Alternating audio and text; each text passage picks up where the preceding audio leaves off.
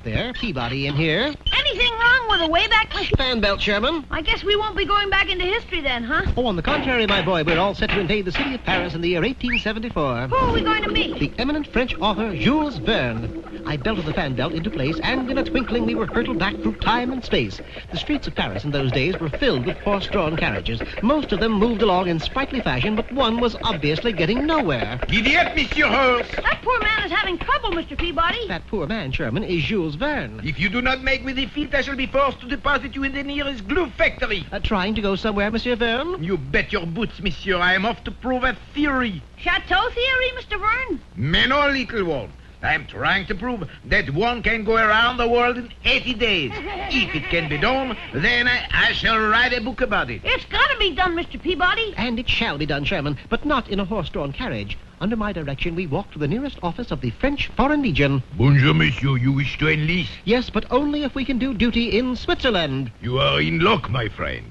It just so happened that a detachment of legionnaires is being dispatched to the Alps to fight the Swiss Navy. By the way, how old is this little fellow? 6. Going on 7, though. Bon, you just get in under the age limit. 5 minutes later, we were on our way. But if we are in the Legion, how will we go around the world? We won't be in the Legion long, Monsieur Verne. And we weren't.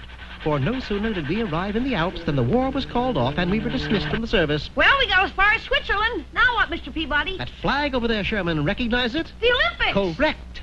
Overriding Jules Verne's objections, we signed up for the downhill slalom run, the most thrilling of all skiing events. But I cannot ski. No matter, it's downhill all the way. The starter fired the gun, and the three of us took off. 3 days later, we came to a stop in Venice, Italy.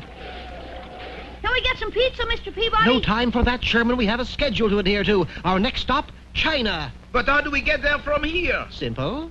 We obtained positions as gondoliers and oared our way to the corner of 3rd and Venice. Luckily, the tide was ebb and we were carried out to sea.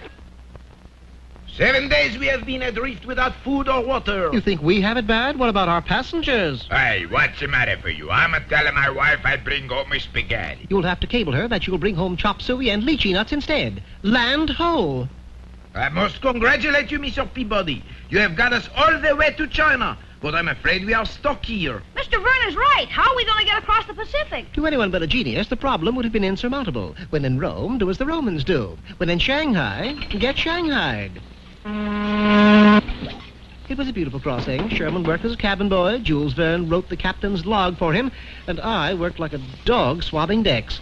With just 20 days left, we pulled into San Francisco Harbor and checked into the Golden Gate Gym. Do they have rooms for the night here? No, we're here seeking employment. See that sign? Wanted. Sparring partner for John L. Sullivan, leaving for New York tonight. What is a sparring partner? Jules Verne found out. It was a rough trip, to say the least. But eventually we reached New York, none the worse for the experience. That is, except for Mr. Verne. I cannot take much more of this. How many days left? Exactly 1. But gee, Mr. Peabody, it's impossible to go from New York to Paris in 1 day. Nothing is impossible. I wasted no time in rushing us to the shores of the Hudson River. Look, a rowing race is about to start. Yes, but not without us. I knew that Yale had the fastest shell in the country and were heavily favored to defeat all competition. It was in this boat that we set ourselves. Just a moment, you guys can't sit here. Oh, no. How would it look if you threw away your mascot? The Yale mascot is a bulldog. Young man, there's a bit of bulldog in all of us.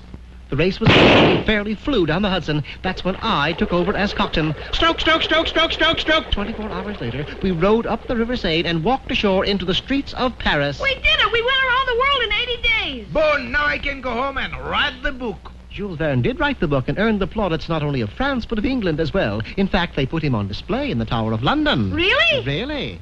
Day after day, he stood there with a crown on his head. In the Tower of London, Mr. Peabody? Why, of course, Sherman. That's where they always keep the crown jewels.